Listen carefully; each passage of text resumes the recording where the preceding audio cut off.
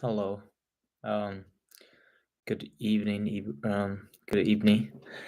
So today I decided to go live stream um, on my YouTube channel. Um, I don't have a large audience right now, so I just created. So that's gonna be kind of like a self-recording or pre-recording video. So there might be no reaction. So even I open like a chat box. So um yeah, I'm sorry. So today is the April 1st, and I'd like to introduce a little bit of my background before I um, go a little deeper into nursing selection process. Actually, my name is Momian, and I'm from Burma. And my age is in my mid 30s, something. 30 to 40, something. So you can tell that I am no longer a kind of very young or inexperienced person at all. So yes, I live in the United States. I came to the U.S. In in late 21st because of uh, as a result of the, I'll say, military coup in Myanmar in 2020 first. Uh, so I used to work as a journalist over. I work as a professional journalist over a decade. I mean, exactly around like 12, 13 years. So when I came to the U.S., it's through um, with the resettlement program sponsored by the U.S. Embassy in Bangkok. I was very fortunate and lucky to be able to hear I was the U.S. embassy in Thailand gave me full protection, and then food and accessory and everything. Now I like to express my gratitude, how grateful I am for the previous administration. Uh, that's I mean I can there's enough no enough words to express my thankfulness towards the Democrats. So because they have sympathy and empathy towards the tribal people from the third world country like Myanmar. So yeah, so I used to work as a journalist. So back home, I'm a kind of fugitive because I have ongoing trial back home with a defamation case opened by a business owner uh, in Ngapali Beach in Rakhine State. That's the first case, and the second case was by the military junta. Back in the day, I mean, it's by the military because of I interview a rebel leader, the Afghan army leader. So they filed lawsuit against me under Counterterrorism Act. So if I found guilty, or if I found guilty, then they will seize everything that I possess. And then a maximum jail punishment is going to be around like a 25 to 30 years or something like that. That's very, very. I mean, it's very uh, uh, unfair and unjust accusation against the journalists who try to, serve the public about the true information, real information.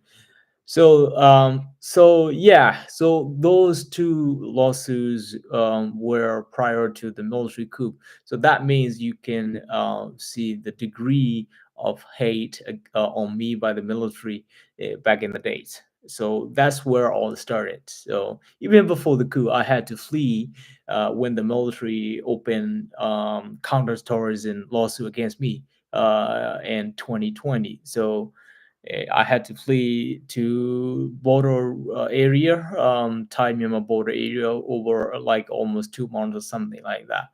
So that was prior to military coup, and then after, when the military stage coup, I was with a local broadcasting station, as an editor for a small investigative team.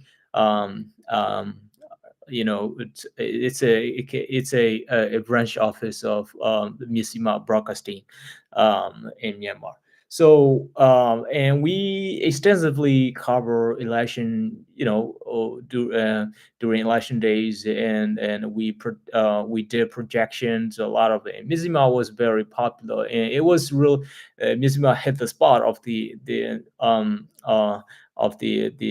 broadcasting broadcast audience in Myanmar back in the day, and I'll say in election period. So the military was really pissed about the election coverage, and then as soon as they staged coup, about not even a month long, they revoke broadcasting license from Myanmar, and yeah, there are a lot of stuff that happened between this and that period.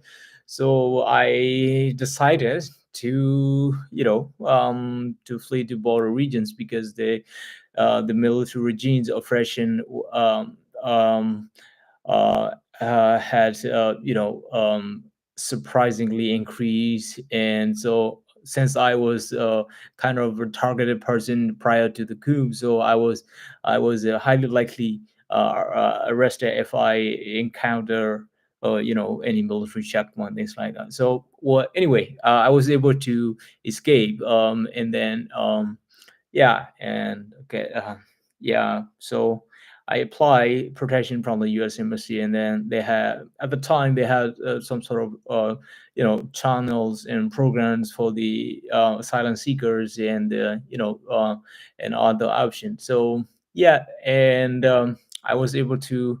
Uh, I was granted for the resettlement in the U.S. So and but the problem is that at the time I just came out. Uh, uh, I just went to border with no cash. I did not have cash at all. So when I so during my stay in Thailand, it was sponsored by the all the stuff were sponsored by the U.S. Embassy and the IOM and all, and the UN. I think I'll say especially the U.S. Foreign Ministry uh, sponsors everything. So yeah, so when I arrived in the U.S. in Minnesota, I I was kind of in the middle of nowhere. I felt I lost. I did not know how to continue journalism career here in the U.S. Because the problem was that at the time, the U.S. was also um, suffering COVID pandemic. So everything is kind of remote work, like everyone work from home, even to go to get a haircut, you had to make an appointment at the time. So it was a cultural shock. So I did not know how to pursue a career or education, and then all I all I knew back then was journalism. But the problem is that I can't apply that journalism here in the U.S. because if I continue to work as a journalist, I had to restart pretty much from the scratch because every single person here, I've been mastering, connecting my network over 10 years back home in Myanmar, but here now I'm total stranger. Yeah, so I was not able to. Well, actually, initially I contact a local news publication here. That's the most popular publication in the entire Minnesota. So the Star Tribune, a senior journalist from Star Tribune, interviewed me how I can work there. But the problem was that I did not have a proper driver's license at the time. I never had a car back home in Myanmar, uh, so here in the U.S., especially like in Minnesota, you have to have a driver's license. That's a way to commute. Like everyone back home in Myanmar, once you have a something like a motorcycle or bicycle, you commute to here or there with that thing. It's a kind of accessory here. The car is not. A car can be a lavish lifestyle or a kind of an accessory of your daily life, like your phone here. So, but since I did not have it, I did not have driver's license. I had to take driver license tests, knowledge tests. There are certain time frame. You can't skip that time frame, things like that. Well, it was a really frustrated situation. And the environment that I got in also is kind of there's a knowledge gap between this or that community label, and luckily we were able to meet a retiree volunteer group, and they helped us a lot to learn and of pretty much everything from the beginning. How to commute and how to communicate, where to find a job, how to save money, how to set up plans, and how to make schedules, routines, things like that, and how to buy health insurance plan and car insurance, lots of things. It's a kind of a enormous culture shock to me and to my family. And my I have a wife and son. So my wife, she was a barrel. She could barely speak English when she got here. So uh, that's fact. She never. I work for the ARD English publication, and when I work for the RFA a publication, you know I wrote news article in English on daily basis. So I know I'm not a stranger to English, and yeah, so I was if I could speak fluently and communicate